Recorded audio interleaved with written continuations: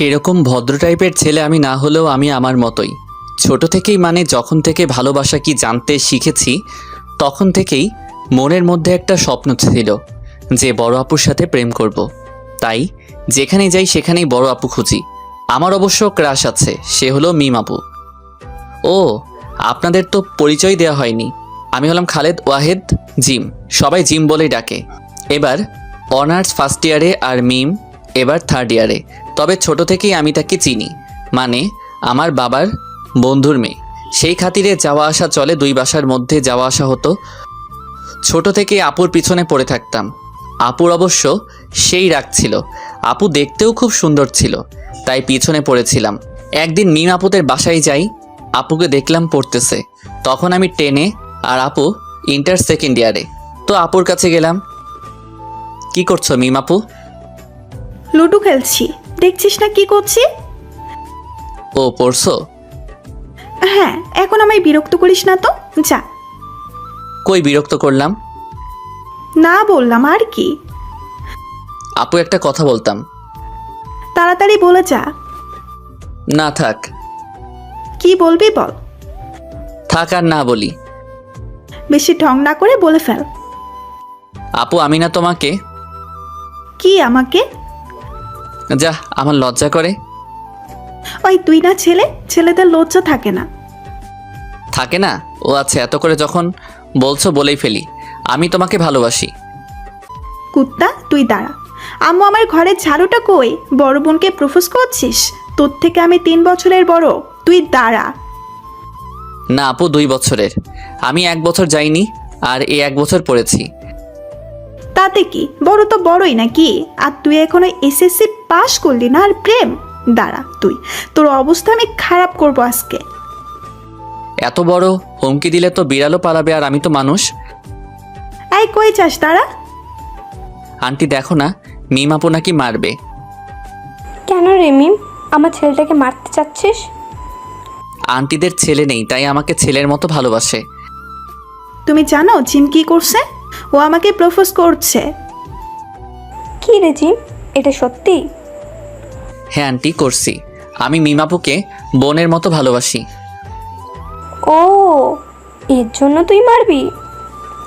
না মা, ওই মিথ্যা বলছে।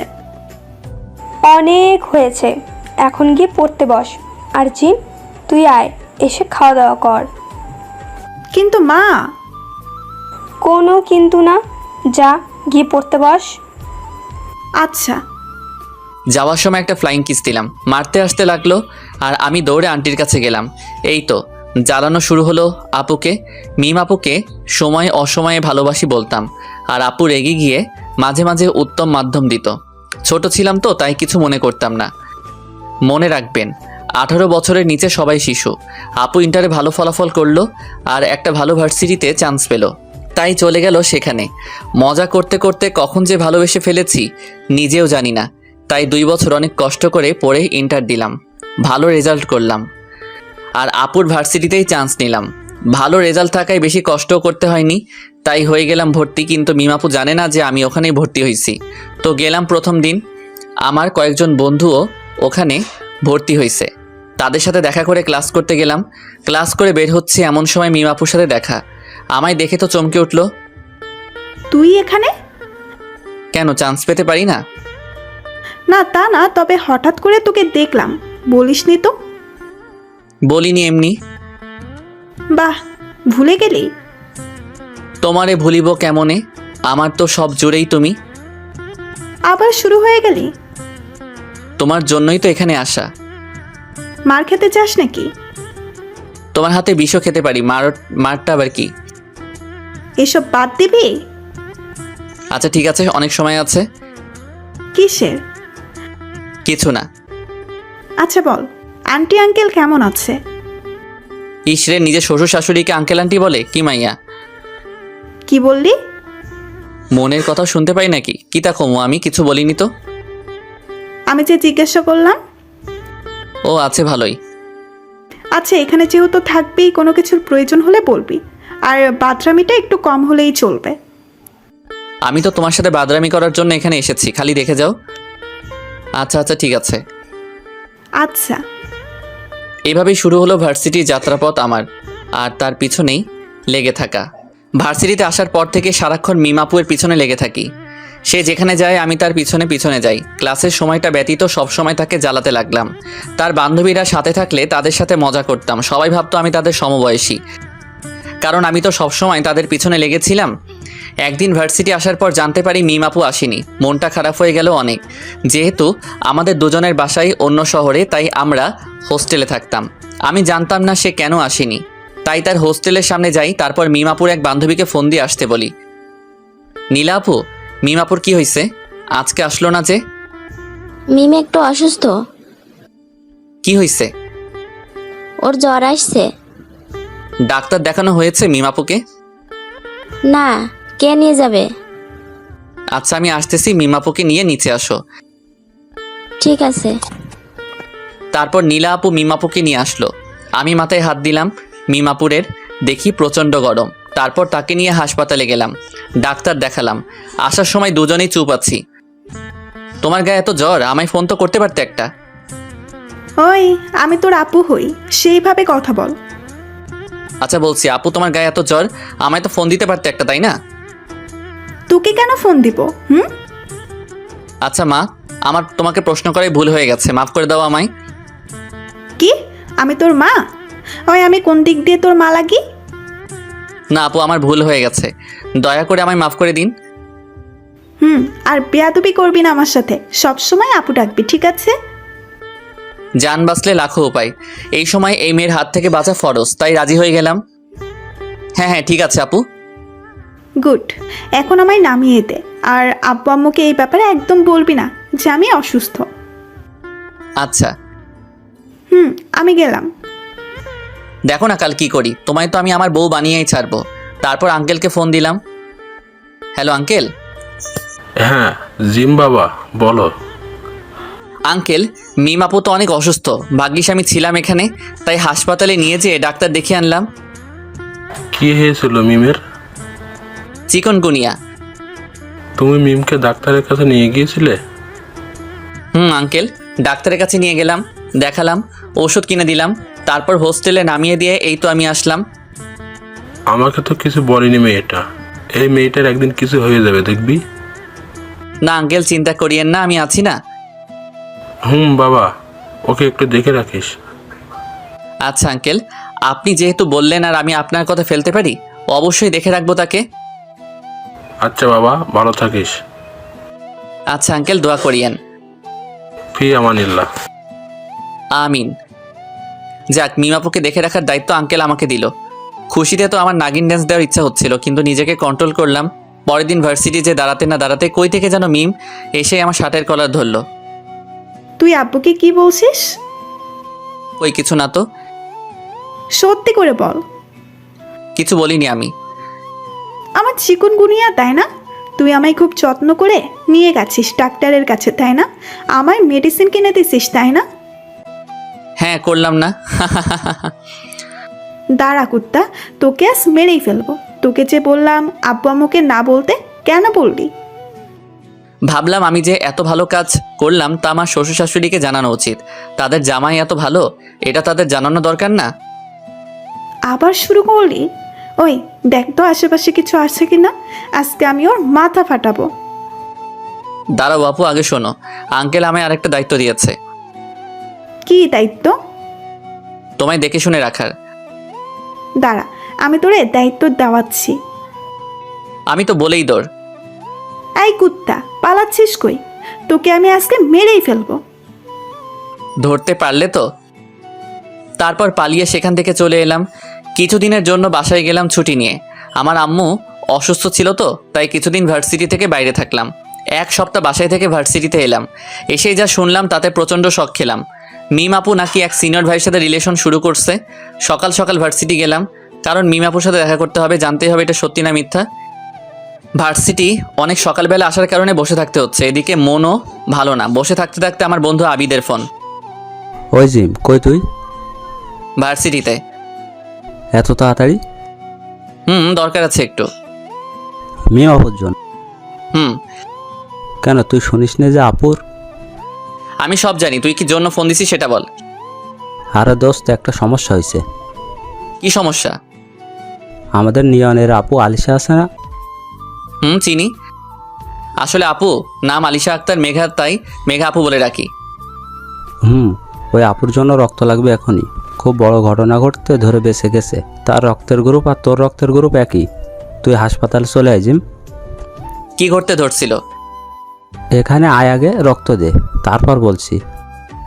আচ্ছা আমি আসছি, 5 মিনিট লাগবে। আচ্ছা আয়। যদিও বা আমার একটা কথা জানতে হতো, তবু একজন মানুষের জীবনের থেকে বেশি গুরুত্বপূর্ণ নয় এটা, তাই হাসপাতালে চলে গেলাম। হাসপাতালে যেয়ে দেখি আমার বন্ধুরা সবাই আছে। আসলে আমার বন্ধু নিয়নের বোন হয় মেঘা আপু, তাই আমাদের সবাই আছে। আমি গিয়ে দাঁড়ালাম, সাথে সাথে আমায় নিয়ে যে রক্ত নিল। এটা আমার প্রথমবার রক্ত দেওয়া, তাই মাথাটা একটু ঘুরছিল, তাই কিছুক্ষণ বিশ্রাম নিলাম। সবাই তখন আমার কাছে এলো। এখন বলতো কাহিনীটা কি? আসলে আপু একটা ছেলের সাথে সম্পর্ক হতো। আমরাও জানতাম ব্যাপারটা, শুনেছিলাম ছেলেটা ভালো, আমরাও দেখিনি। তো আপু যেটা বললো সেটা হলো আপুকে ডাকছে দেখা করার জন্য। তাদের রিলেশন 1 বছরের উপলক্ষে অনেকবারই গেছে দেখা করতে, কালকেও গেছে। তারা আরও কিছু বন্ধু মিলে আপুকে রেপ করতে আসে। ওই যে পুকুর পাড়তে আসে না, পুরাতন বাসার সামনে, ওখানে।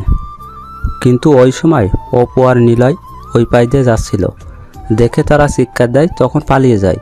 কিন্তু যাওয়ার আগে আপুকে মেরে যায়, ফলে অনেক রক্ত বের হয়ে যায়। তুই ছেলেটাকে চিনিস না? না, আমি চিনি না। নাম কি জানিস? না, মনে হয় রুদ্র। আপুকে একবার বলতে শুনেছিলাম, কিন্তু একদম সঠিক করে বলতে পারছি না। কই পড়ে? আরে বেটা, নামও জানি না, কই পড়ে কেমনে জানবো? ও সেটাও ঠিক। চল দেখি আপুর কি অবস্থা। চল চল। আপুর বেডের কাছে গেলাম, এখনো ঘুমাচ্ছে। ডাক্তার বলছে কয়েকদিনের মধ্যে ঠিক হয়ে যাবে। যদি রক্তের ব্যবস্থা তাড়াতাড়ি না করা হতো তাহলে তার অবস্থা খারাপ হতেও পারতো। ধন্যবাদ দোস্ত, তুই রক্ত না দিলে যে আজকে আপুর কি হতো। আর অপু আর নিলয়, তোদেরও অনেক ধন্যবাদ দোস্ত। এ মামা, বন্ধুদের মাঝে নো সরি নো থ্যাঙ্কস। তোর বোন তো আমাদেরও বোন, নিজের বোনের সাহায্য করলে কেউ ধন্যবাদ দেয়? তোরাই পরিচিত বন্ধু। বন্ধু, এখন আমায় যেতে হবে রে, ভার্সিটিতে একটু কাজ আছে। পরে এসে মেঘা আপুকে দেখে যাবনি। কি কাজ আছে দোস্ত। আচ্ছা যা। আচ্ছা। ওখান থেকে বের হয়ে সোজা ভার্সিটি এলাম। এসেই মিম আপুকে খুঁজতে লাগলাম। কিছুক্ষণ খোঁজাখুঁজির পর পেলাম। আপু একটা ছেলের সাথে ক্যান্টিনে বসে হেসে হেসে কথা বলছে। দেখেই তো মেজাজ গরম হয়ে গেল। আমি যে, মিম আপু? জিম, কবে আসলি? আসছি কালকে। ও দাঁড়া, তোকে পরিচয় করায় দেই। এ হলো নিবিড়, আমার বফ। আর নিবিড়, এ হলো জিম, আমার ভাইয়ের মতো। আব্বু আম্মুর খুব আদরের। তোমার সাথে দেখা হয়ে ভালো লাগলো জিম। কথার গুরুত্ব না দিয়ে, আপু তোমার সাথে আমার কিছু কথা আছে। হ্যাঁ বল। এদিকে আসবে একটু? নিবিড় 1 মিনিট। এদিকে এসে বলল, হ্যাঁ বল। আপু তুমি রিলেশন শুরু করছো? হ্যাঁ করছি, দেখলি তো। কিন্তু আপু তুমি তো জানো আমি তোমায় ভালোবাসি। সে কি আমার থেকে ভালো? আপু ভালোবাসায় বয়স কোনো ম্যাটার করে না। আপু আমি তোমায় ছাড়া বাঁচবো না। আর একবার যদি ভালোবাসি বলছিস না, তোর বাসায় বলে দিব ফালতু ছেলে, মাথা খারাপ করে দেয় এসব ছেলে। কি হয়েছে, তুমি মারলে কেন জিমকে? কিচ্ছু না, এসব ছেলেদের মুখে না পুরি। চলো। হাত ধরে চলে গেল। আপু আমায় 3টা চড় মারলো। কিছু মনে করতাম না, কিন্তু সবার সামনে মারলো। খুব খারাপ লাগছে। চোখ দিয়ে 2 ফোঁটা পানি পড়লো। যাকে এত ভালোবাসলাম সেই কিনা এইভাবে, কিছু ভাবতে পারছি না। চলে আসলাম। হোস্টেলে এসে শুয়ে পড়লাম। আমার আবার একটা অভ্যাস আছে, যখন আমার সাথে খারাপ কোনো কিছু ঘটে তখন আমার খুব ঘুম পায়। আসলে সেই অবস্থাটা তাড়াতাড়ি কাটাতে চেষ্টা করি, তাই এসেই ঘুমিয়ে পড়লাম। একেবারেই এক ঘুমের সন্ধ্যা। আবির ডাকাডাকি করছে। ওই বেটা ওঠ, আর কত ঘুমাবি? কয়টা বাজে দোস্ত? 4:30। কি সকাল হয়ে গেছে? তুই রাতে ঘুমাইছিলি? না তো। ভার্সিটি থেকে আসার সময় কিছু খাইছিলি? ওই কি বলিস, আমি এগুলো খাই? তাহলে তুই 12টা থেকে 7:30 পর্যন্ত কেমনে ঘুমাইলি ভাই? জানি না, খারাপ লাগছিল তো। কেন, কিছু কি হয়েছে? না, কিছু হয়নি। তুই বলবি না? আরে পরে বলবো, এখন। আচ্ছা চল এখন। কই যাব? মেঘা আপুকে দেখতে যাবি না? হ্যাঁ যাবো তো। আপুর জ্ঞান ফিরেছে? দুপুরে। তুই মরার মতো ঘুমাচ্ছিলি তাই ডাকিনি, আমি গেছিলাম দেখা করতে। ও কেমন আছে এখন? আলহামদুলিল্লাহ, মোটামুটি ভালো, গেলেই দেখতে পাবি। আচ্ছা, আগে কিছু খেতে হবে দোস্ত, সকাল থেকে কিছু খাইনি। তোর জন্য খাবার রাখা আছে, খেয়ে নে। আচ্ছা দোস্ত, আমি ফ্রেশ হয়ে খেয়ে বের হচ্ছি, তুই দাঁড়া।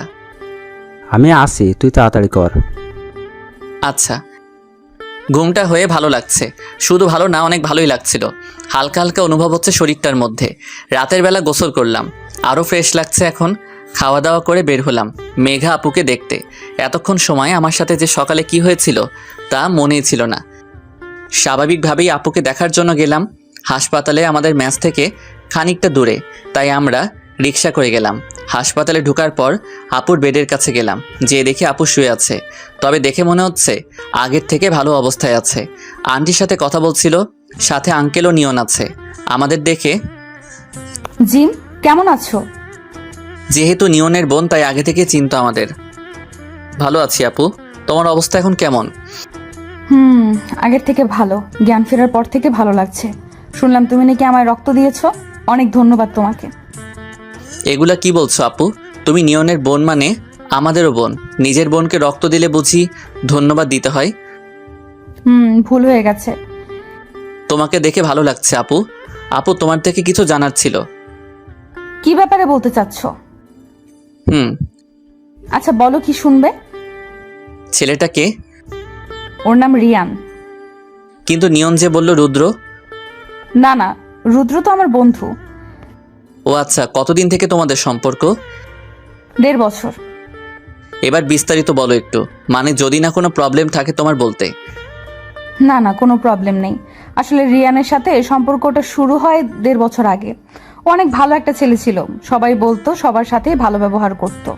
যেহেতু সে নতুন ছিল তাই কেউ তার পরিচয় ভালো করে জানতো না। আমাদের 2 ব্যাচ সিনিয়র ছিল, সবাই পছন্দ করতো তাকে। তো একদিন সে হঠাৎ করে আমায় প্রপোজ করে। আমি আবার তার থেকে কিছুদিন সময় নেই ভাবার জন্য। দেখলাম সে ভালো, একটা ভালো পরিচয় আছে তার কলেজে, তাই রাজি হয়ে যাই। সে বলতে পারবো না আমার কতটুকু খেয়াল রাখতো, তবে প্রয়োজনের তুলনায় অনেক অনেক বেশি।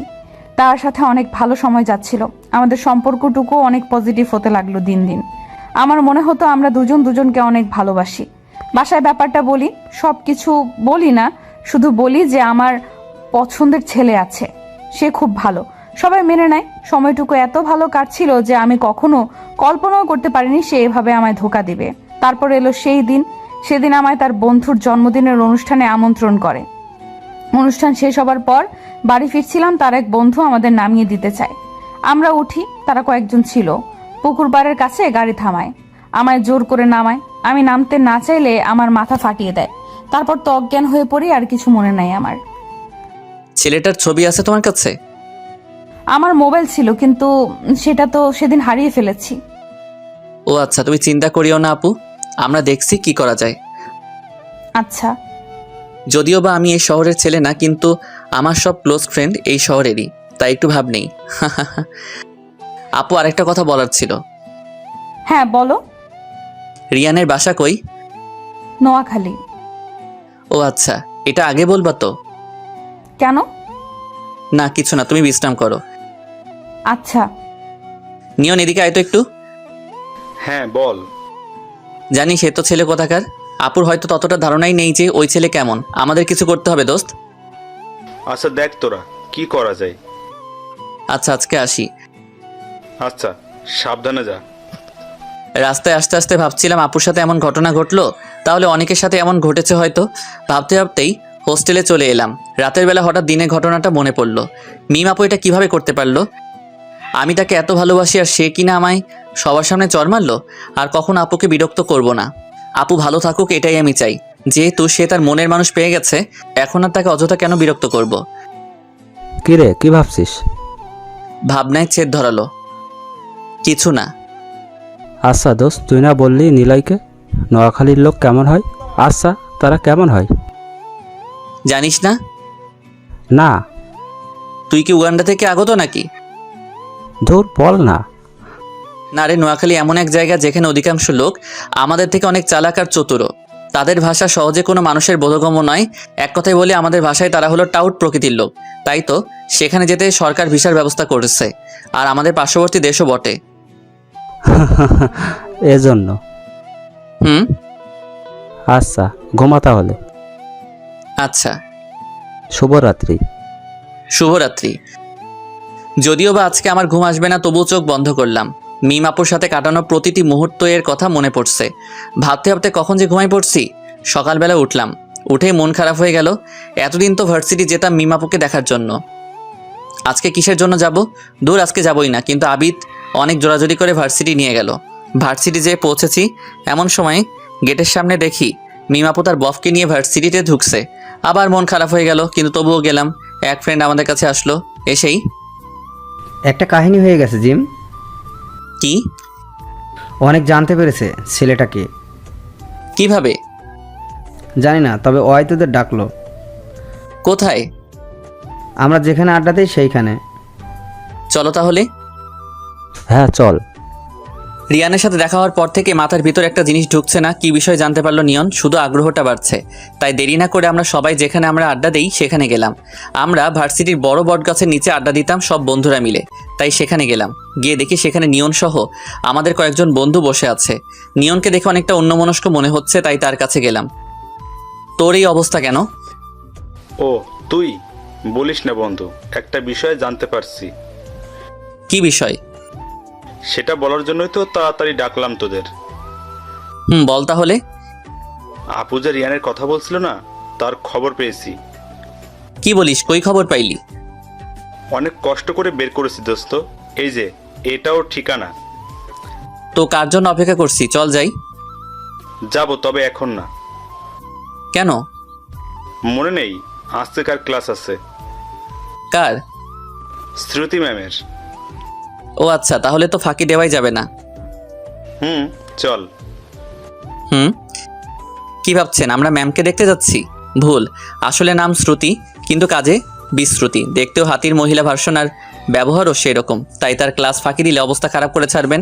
ক্লাসে যাচ্ছিলাম, নিবিড় ভাইয়ার সাথে দেখা। হাজার হোক আমার সতীন, তাই মনে হয় কথা বলল। এই জিম, ভাইয়া। কেমন আছো? ভালো, আপনি? ভালো। ও আসলে সেদিন মিম তোমার সাথে যা করলো ঠিক করে নাই, তাই তো তোমার সাথে কথা বলতে চাই। আচ্ছা ভাইয়া, আমার তো এখন ক্লাস আছে, তাই আমাকে যেতে হবে, পরে কথা বলবো। আচ্ছা, কিন্তু বলিও ক্লাস শেষে ক্যান্টিনে তোমার জন্য অপেক্ষা করব। আচ্ছা, আমি আসার চেষ্টা করব। আচ্ছা। নিবিড় ভাইয়ার আচরণ ভালো লাগলো, তাই ঠিক করলাম যেহেতু মিম আপু ডাকছে, তাই ক্লাস শেষ করে দেখা করব। তারপর ক্লাসের দিকে রওনা দিলাম।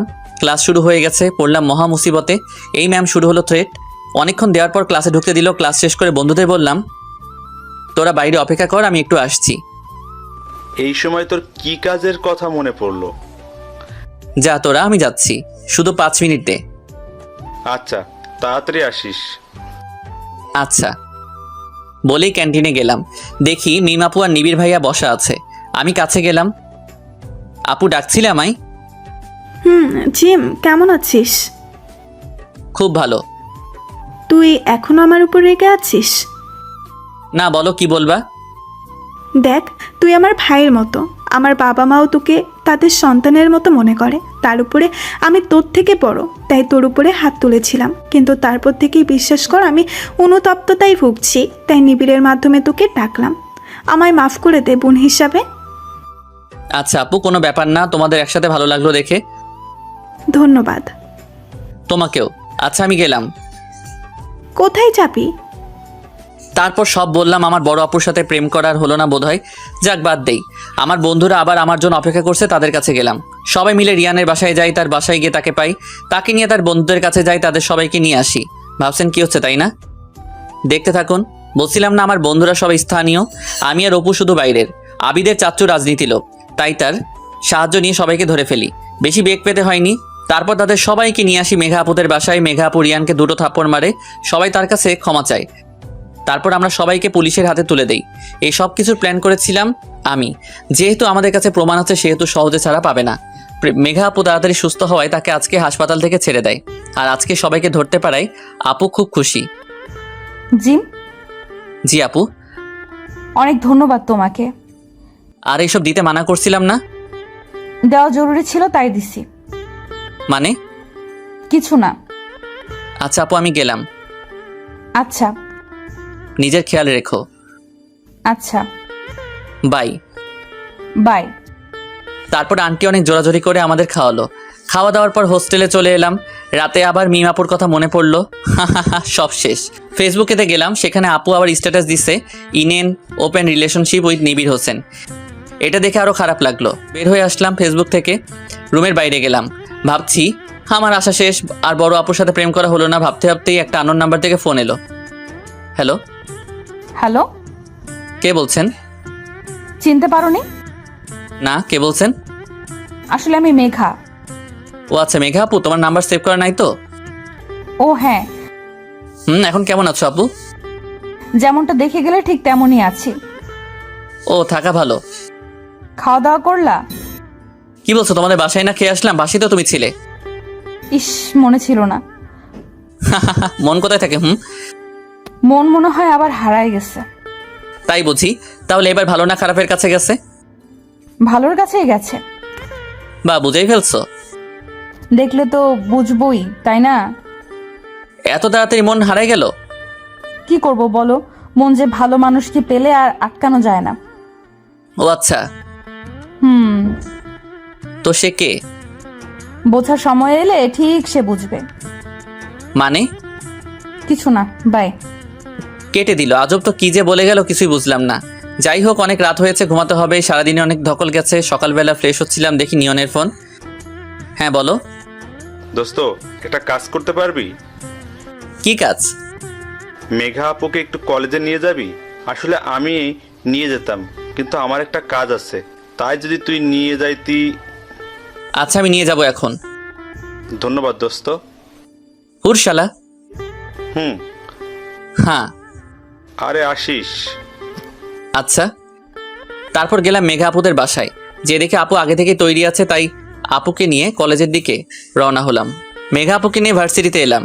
সারা রাস্তায় আপু আমাদের দিকে সরে আসছিল। নিজের ভিতরে কেমন যেন একটা কিছু কাজ করছে, তাই তাড়াতাড়ি ভাড়া মিটিয়ে কলেজের দিকে গেলাম।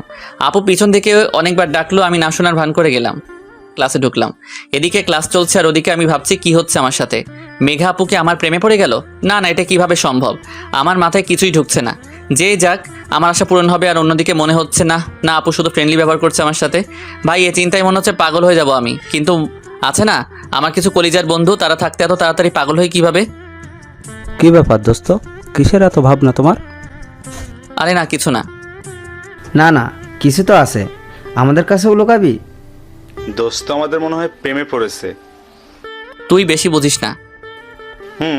আমায় তো বুঝতেই হবে রে। ভাই তুই বুঝতে থাক, আমি গেলাম। কই যাস? আগে ট্রিট তো দে। কিসের জন্য? সেটা পরে বুঝতে পারবি, আগে ট্রিট দে। আমি ভাবতাম যে এই বেটারা আমার অবস্থা না বুঝলেও তুই সারাক্ষণ আমার সাথে থাকিস, তুই আমার ব্যাপারটা বুঝবি। এখন তো দেখি তুইও আমার পকেট খালি করার উপর লেগে থাকিস। এত শত কথা বাদ দে, এখন বল দিবি কি না? আরে ভাই বলবি তো, কি জন্য ট্রিট চাচ্ছিস? বন্ধুর কাছ থেকে ট্রিট চাচ্ছি, সেখানেও তুই কারণ খুঁজতেছিস? যা, লাগবে না। এই ইমোশন কালো মেইলগুলো করবি না, মেরে ভর্তা বানাই দিব। হাসবি না খেতে যাবি? চল চল, সময় নষ্ট করিস না। জিম কখন রং পাল্টাই তার কোনো ওয়ারেন্টি নাই। ওই শালা চুপ থাক। আচ্ছা দুলা ভাই। বাহ বাহ, ভালো, চল। চল সবাই। ভাবলাম বন্ধু হয় মানিব্যাগের একটু সম্মান রাখবে। 500 নিয়ে গেছিলাম হাতে, একটা চকলেট ধরাই দিল। তার মধ্যে আবার আমি কিছুই খাইনি। মানে 3 জনে আমার 500 টাকা 30 মিনিটে শেষ করলো। হায় রে বন্ধু, তোরা মহান। ক্যান্টিন থেকে বেরোচ্ছে, দেখি মিমাপু আসছে, সাথে নিবিড় ভাইয়া ছিল না। আমাকে দেখে, জিম যে, কেমন আছিস? ভালো আপু, আপনি? ভালো না রে, তোর নিবিড় ভাইয়া অসুস্থ তো। নিবিড় ভাইয়া অসুস্থ আর ভালো নেই? মিমাপু কি ভালোবাসা! কি হয়েছে ভাইয়ার? আর বলিস না, কালকে হাত কেটে ফেলছে, কি জানি কাটতে চেয়ে। কতগুলো সেলাই দিল? না, সেলাই দেয়নি, হাতে ব্যান্ডেজ টেপ দিছে। কি মাইডালা, সামান্য হাত কাটার জন্য এমন রিয়াকশন? বড় কিছু হইলে তো মনে হয় হার্ট অ্যাটাক করবে এই মেয়ে। হুম। আপু আমি যাই, আমার একটু কাজ আছে। এতক্ষণ থাকলে আমি পাগল হয়ে যাব মিমাপুর কথা শুনে। প্রেমে পড়লে মানুষ নাকি বিবেক বুদ্ধি হারাই ফেলে, কথাটা শুনেছিলাম। আজকে নিজের চোখে দেখলাম। ভালো হইছে এই মেয়ের পিছনে ঘোরা বাদ দিছি, না হলে নিজের সাথে সাথে আমাকেও পাগল বানাই দিত। আচ্ছা যা। বলেই কেটে পড়লাম। যাক বাবা, বাঁচলাম। গেট দিয়ে বের হচ্ছিলাম, সাথে আছে অপু। এমন সময় পিছন থেকে মেঘা আপুর ডাক। এই জিম, জি আপু বলো। তোমার সাথে কিছু কথা আছে। বলো। অপু একটু সামনে যাও তো। মেঘা আপুকে বলল কথাটা। অপু সামনে যাওয়ার সাথে সাথে আমার সাথে গলা ধরলো। ওই ক্যান্টিনের সামনে যে মেয়ের সাথে কথা বললা সে কে? মিমাপু। তার নাম যে মিম তা আমি জানি, এবং এও জানি সে আমাদের থেকে সিনিয়র, কিন্তু তার সাথে কথা বলবে কেন তুমি?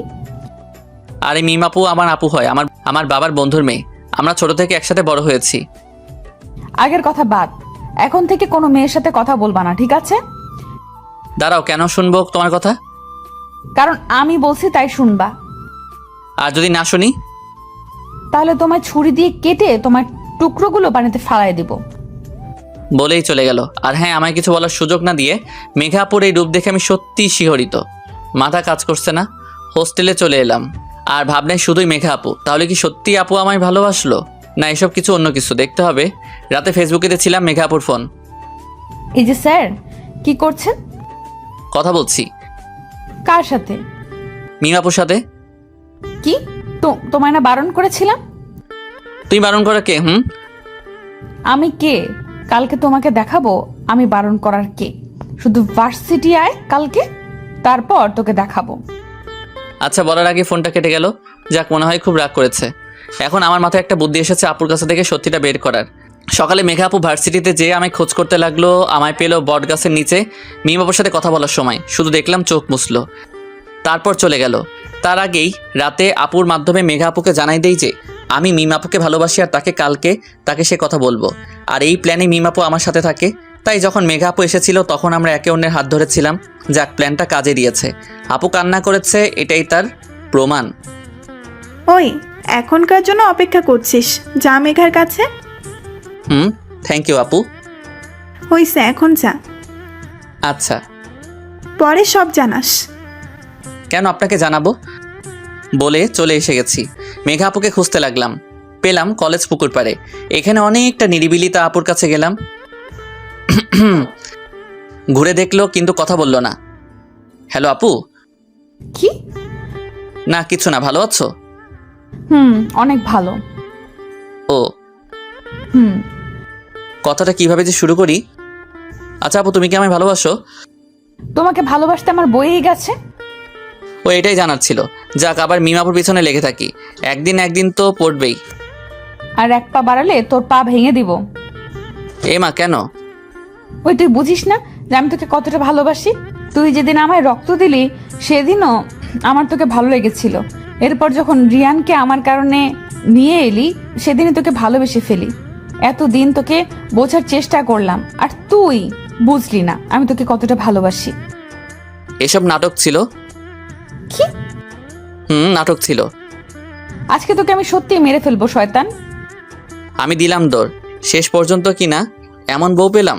মেঘা আপুর দৌড়ানি খেয়ে কোনো মতে বাঁচলাম। তবে একটা জিনিস জানলাম তো, যে মেঘা আপুও আমায় ভালোবাসে। যাক, সিনিয়র আপুর সাথে শেষ পর্যন্ত প্রেম হয়ে গেল।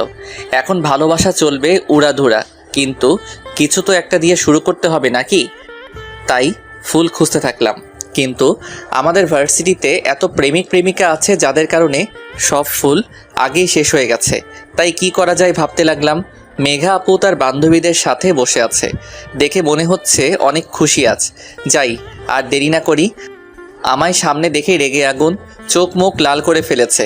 যা, কি করলাম আমি আবার? তার বান্ধবীগুলো হাসাহাসি করছে। ও বুঝলাম, সব নষ্টের গোড়া তাহলে এরাই। মনে মনে ভাবছি রিলেশনটা শুরু হোক, তারপর তোমাদের দেখে নিব আপু লোক। তারা সবাই চলে গেল। আপু উঠে এলো আমার কাছে। ওই হাতে কি তোমার? কদু। কদু দিয়ে কি করবে? তোমায় তো প্রপোজ করা হয়নি। ভাবলাম রাগ করে আছো, প্রপোজ করলে রাগও ভেঙে যাবে, আবার রিলেশনও শুরু হবে। কুত্তা, তাই বলে কদু? দুনিয়াতে আর কিছু পেলেই না কদু দিয়ে কেউ প্রপোজ করে? আরে বলো না, গেলাম ফুল নিতে, কিন্তু নাই, সব শেষ করে দিছে হারামির বাচ্চাগুলো। পরে দেখি সেখানে কদু অনেকগুলো, মনে হয় কদুর গাছ লাগাইছে ভার্সিটির বাগানে।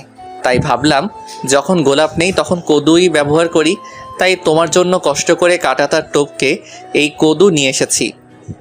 কদু তাই না? দাও কদু দাও। আজকে যদি কদু তোমার মাথায় না ভাঙতে পারছি তাহলে আমার নাম মেঘা নয়। এত রাগ করো কেন?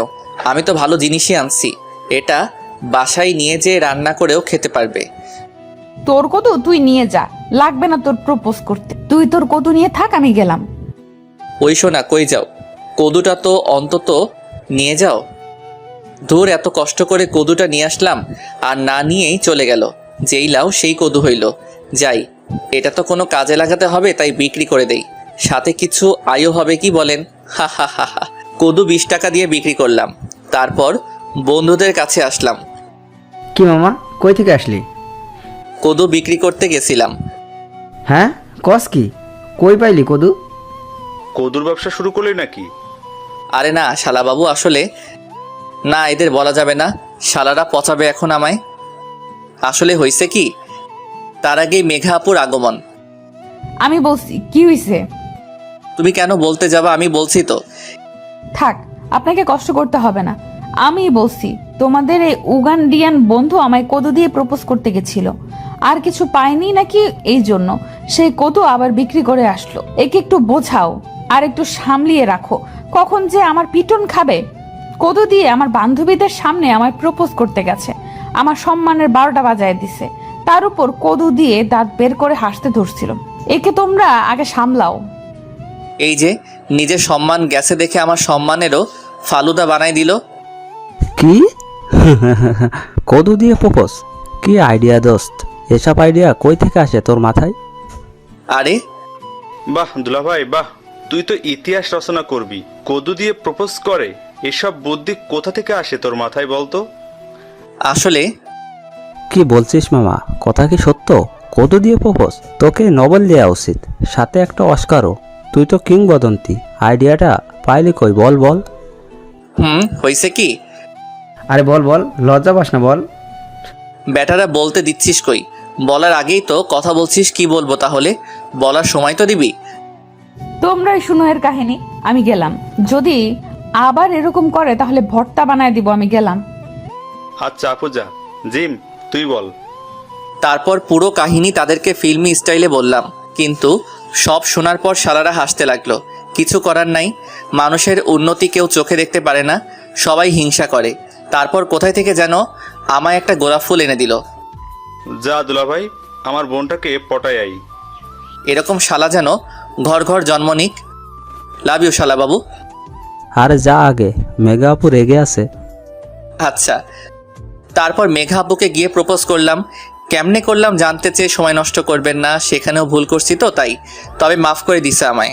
তারপর তার হাত ধরে বন্ধুদের সামনে আসি। শুন জিম, আমার বোনের যদি কোনো সমস্যা হয় তাহলে কিন্তু ছাড়বো না তোকে, আর বাকি সব আমি দেখব। শুধু তোরা খুশি থাক, এটা চাই আমি। দেখতে থাকো, আর আমি তোর বড় দুলাভাই, তাই দুলাভাই বলে ডাকবি, নাম ধরে ডাকবি না। যা ভাগ। বিয়েটাও হবে। আজ আমাদের বিয়ে। 5 বছর রিলেশন করার পর আজ বিয়ে আমাদের। পরিবার রাজি করানোর দায়িত্ব নিয়েছিল নিয়ন, আবিদ আর অপু।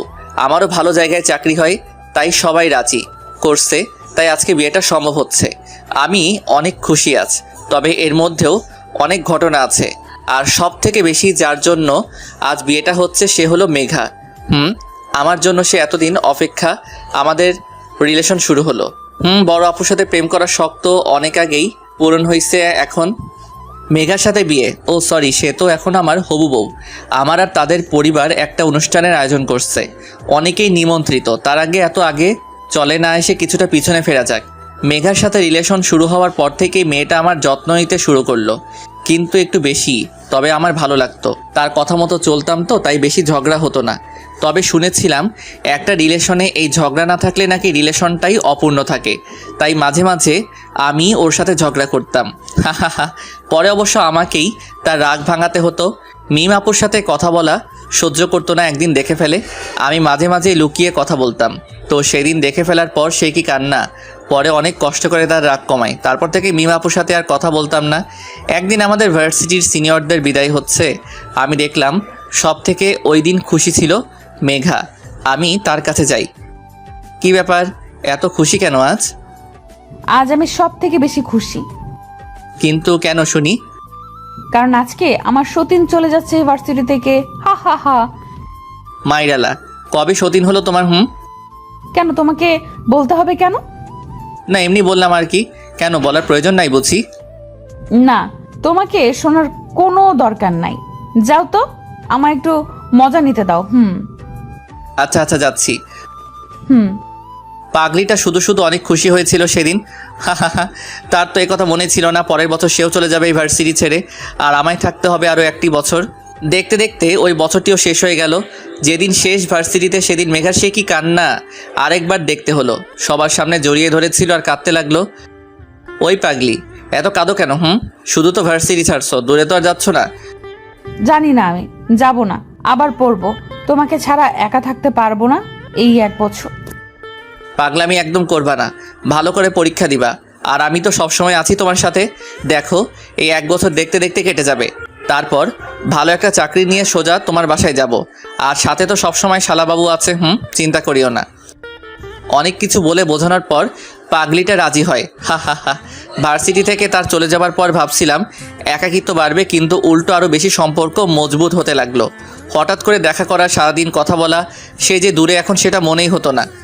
কেটে গেল আরেকটি বছর। একদিকে সম্পর্ক মজবুত হতে থাকলো, আর অন্যদিকে বন্ধুত্ব গাঢ়। নিয়ন, আমি, অপু আর আবিদার কিছু ফ্রেন্ড একজন আরেকজনকে ছাড়া থাকতে পারতাম না। খুব ভালোভাবে সবাই পাশ করে বের হই। আর আল্লাহ তাআলা আমাদের বন্ধুত্বটাকে এত মজবুত করলেন যে সবাই একসাথে একটা মাল্টি ন্যাশনাল কোম্পানিতে জয়েন করি। আমার আরও 1 বছর লেগে যায় ভালো একটা পজিশন তৈরি করতে। তবে তার আগেই নিয়নের মাধ্যমে মেঘার বাবা মায়ের সাথে কথা বলে আব্বু আম্মু কথা পাকাপাকি করে আসে। তারপর আজ বিয়ে, সবাই এসেছে।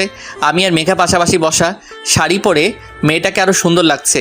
ও মিমাপু এসেছে, সাথে তার কোলে একটা ফুটফুটে বাচ্চা মেয়ে। নিবিড় ভাইয়ার সাথে আপুর বিয়ে হয় 2 বছর আগে। সবাই খুশি। দেখো তো মিমাপুকে কেমন লাগছে? কি? এই আমি কি করলাম, আবার শুধু জিজ্ঞাসা করলাম। আজকে তোমার বিয়ে, কিসের কি নিজের বউয়ের প্রশংসা করবে তা নয়, অন্যের বউয়ের দিকে নজর।